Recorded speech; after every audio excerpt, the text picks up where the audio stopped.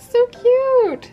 35 miles of biking later, and if I haven't earned the right to open up another one of Fauna's fortune cookie sets, I have no idea when I would. One of my biggest dreams will come true. What do we get this time? Yes, new stuff!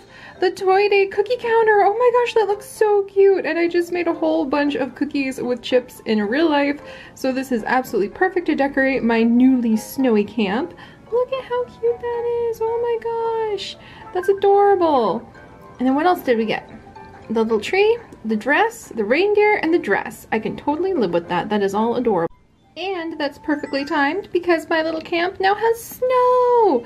Now has snow. Look at that. Oh my gosh, I love it. I have just finished decorating. That's one of the reasons I was able to bike for 35 miles today. But look at how cute all of this is. I am so in love with the entire setup and my little halo and winter dress. Absolutely perfect. Fauna, we're gonna get you in the little dress too. But oh man, guys, I had a really good time today, but I am so tired now. Okay, today, instead of peach tea, I have some green tea inside of my tea mug today because I'm gonna need that energy.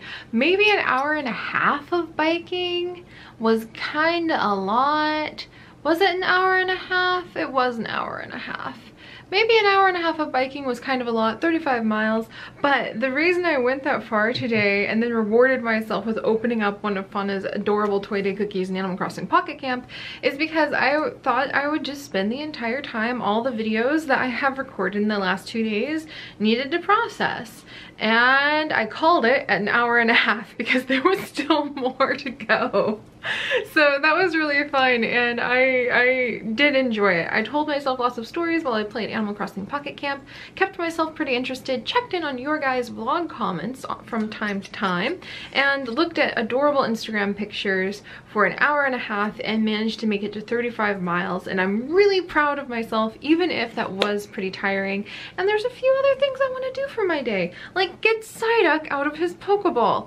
After I finish talking with you guys and after I finish uploading the 2 videos that I already have done for today, we're gonna see Psyduck come out of his Pokeball. This is too much. I mean, he's my morning companion now. I can't imagine any other Pokemon in this Pokeball ever again because I've had him just like strapped to my arm while I bike, and every now and then he'll make a little like noise. He'll call out with his little Psyduck voice and I'll be like, oh hey Psyduck, and you like tap the Pokeball. Oh hi, yeah. And he'll respond with like rainbow colors because he's calling out to you and you're replying when you tap the Pokeball when he calls, which is really cute. So I've had him as my biking companion for well over 100 odd miles now. That thing, Birdo, stop stealing the camera focus. But that Psyduck is gonna have stolen so much candy from everybody in the entire Poke region, and we have to see it. We just have to. So I'm really excited for that story. I also want to do a little bit of cooking, some of the butternut squash alfredo that Chips and I really love because he came home with what remained of the cookie stack. There might be enough left over to take to our family and friends in Missouri, which makes me very happy. And the stack, no joke, let me see. It was about this big, of the light reading that he needs to do while we are traveling. We are a couple who, yeah, this is the time of year where we kind of have to put in a lot of effort, like making the cookies or making dinner together, or even just every single night for years now.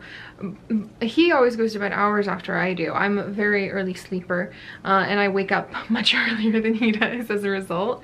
But we make a huge effort every single night to say goodnight to each other and then ask each other what our 3 are for the day, our 3 joy moments. And so we'll share our 3 joy moments from our perspective with one another. And I think it's one of the best things I have ever accidentally gotten into the habit of doing with any romantic interest I've ever had, but definitely with the love of my life, my best friend, and my companion in all these adventures, Chips. I am so glad that we began that back when we were first just beginning to date, exchanging like the 3. And it actually happened because one night I was too tired to joy journal and I was saying goodnight to him and he asked, and I was upset a little bit because I couldn't joy journal, but I was so exhausted. And he was like, oh, just tell me them and then I'll remind you and you can write them tomorrow. And now, even though I joy journal all day by myself, we still exchange our 3. And I think that's wonderful. I've tried to get some of my other family in on it, but a lot of people, most people I know, don't actually reflect on the joy they experienced for the day, I find, and that makes me sad in a way. But we'll talk more about why I think people don't get excited about small, simple things, and why I think there's that reputation of like people are very simple-minded if they can appreciate the color of the sky or the look of a flower that they've seen for days in a row now. There's a culture and attitude that is very dismissive and even a little aggressive towards appreciating the small things in life. And I think I know some of the reasons why, but we'll talk about that another time. I definitely appreciate the small things in life, but I have noticed when I tried to do it with the other members of my family, because I found that you get to share such a profound and fascinating look. Like, the thing is, if you do get somebody that you really care about to authentically answer you, and you have to be quiet and don't judge, some days you don't even comment on it. It's not like you're opening a discussion. Sometimes you're just listening to the 3 and you don't provide any commentary other than like, that's so wonderful, and you just let it go. Because if you do that for a while with somebody who's really uncomfortable with talking about their feelings or like the things that brought them joy for the day, if you just accept it with a gentle attitude and you don't really comment on it, even if you're excited, and just let it go to the next day and the next day and the next day of doing it, I find that even people who usually are very close, they don't really share a lot, will be more comfortable with opening up to you if they feel like it's not always an invitation to have what they're saying analyzed, to just be able to express your joy and have it quietly and authentically accepted as your joy without having to talk about it. Seems to help people who are much more like, they keep everything kind of close and hidden. So that's helpful if you want to try doing that with, maybe like if you have a partner or a family member. Like, I tried doing it with my parents but trying to get their attention, it's like, please stop watching HBO, talk to me. Can be tricky some days. So yeah, I'm glad that we began that. How did I get to talking about this? Just Chips and I and our joy moments, and I love that we share them every single day together. But oh, this is the time of year where, unless we put in that kind of effort to cook together, to go on walks on nice days together, if we don't practically schedule the time to spend together, we're both busy as heck. I am heckin' busy right now uploading a niche while I talk to you guys, and he is heckin' busy translating, I don't even know which language this time, and doing reading, and his students had their reviews, and there's gonna be finals, and you could imagine that's when a professor's email inbox, which was silent the entire semester, you could have asked questions, suddenly is just like pew! So he's going to be super busy. I'm going to try to make some of the butternut squash alfredo to fuel both of our excitement and fuel both of us. Also have green tea to try to fuel me as well. It's actually the Celestial Seasonings ginger green tea. I am excited because I do have that box to open as well. Maybe we'll do that too. I have a box that is actually an entire tea like box, like it's not like a subscription box, but it was from an independent person who makes tea art, and also really has a cool tea blog that helps educate people on how to have some of the more authentic and fancier teas. Not like hoity-toity fancy, but most people don't know how to brew loose leaf green tea themselves, or what the difference between all of it is. And it's an ancient culture. It's an ancient practice. It's like to read her blog is to read the blog of somebody who appreciates an art form that's also cooking. So instead of thinking like, how weird, she's got a blog all about tea, think about it from the perspective of, she has a blog that's about an art that's also cooking, a la baking, for instance, or making really fancy chocolates. So we might open that today. I was gonna save it until later, but I think I kind of want to open that today since we've been talking about tea and energy and warm, happy feelings. And let the magic begin, because I've got a Psyduck to get out and a sprinkle of confetti cookies, which is our niche episode's title today, that needs released. Hey, stop complaining about life, you guys. They're fussing because I won't let them have a nest because you're all siblings. Ugh, birds. Oh yeah, I can't believe we already passed the 11th day. What? Oh my gosh, yeah, that was yesterday. How is this going by so fast? What am I gonna do when I kind of want to like make my own little monthly advents to keep going with the vlogs next year, but I don't know how to do that. I'm gonna have to think about it. Like, how could I just, maybe even using the resources I have, like surprise myself, treat myself, maybe just shove stickers back in this blindly and be like, oh, I forgot I had those ones. I don't know, I'm gonna have to think about that. Like, I love this constant theme of like sharing a surprise together that we've had going. But day number 12, so let's go ahead and open this one. And then Psyduck, I'm sorry, I've been telling you for days, you're coming out of that Pokeball, it's gonna happen. Stop complaining about life, you guys. You have it really good, trust me. Oh, and I have some new Goulian finches, some baby birds that my mom picked up for me that may or may not end up being mine. She might get way too attached, but she theoretically got some of them to share with me. And they wouldn't be coming home for many, many months because they're still kind of young and at her house. But you guys, in a few days when I go to visit my family, maybe meeting a new batch of finches that may or may not end up migrating to our cage and becoming new members of our family, which would be really cool. But today's sticker, oh my gosh, this is so cute. It's so cute, it made me sneeze. I'm sorry. Is that how some people sneeze when like it's really light? If I see something that's really cute and get overexcited, am I just gonna sneeze? Sorry about that. My goodness. But here we go. This is really adorable. A bunch of beautiful strawberries. Look at that. Quite lovely, if you ask me. I like it. I like it. Making me think about spring and making me think about Thistledown, our bunny in the Star Stable, and making me wonder if I should add the name Strawberry to our niche cookie list. But all right, I'm gonna get to work and I will check in with you guys in a bit. Wow, look at that! Sneak peek preview of the 100th episode thumbnail for Dragonvale World. Look at how shiny and golden it is, and we've got our two-headed Pasea enchanted koi dragon, whose name is actually Koi, sitting there looking so cool. Big sparkly eyes on the Seri face. I love it. I love it. And then also a huge thank you and shout out to PhD Simmer, one of my all-time new favorite Sims Let's Players. Oh my goodness, I am watching her Not So Berry Challenge Generation 3. I've actually never watched a Not So Berry Challenge so long.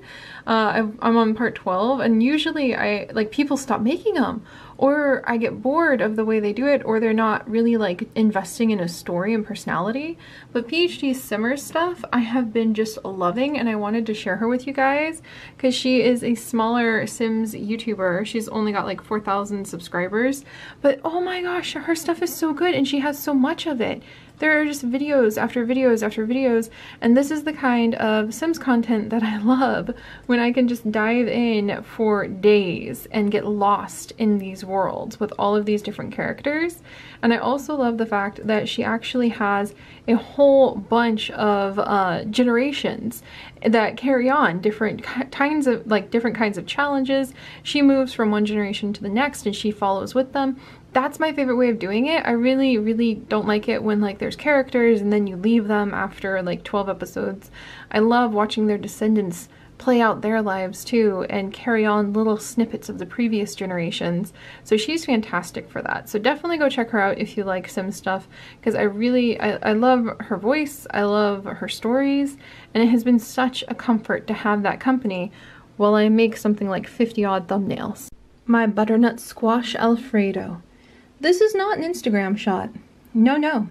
This is not a perfect bowl. This is actually my least favorite of the plastic bowls we have. It has too many colors. I like simplicity in my colors.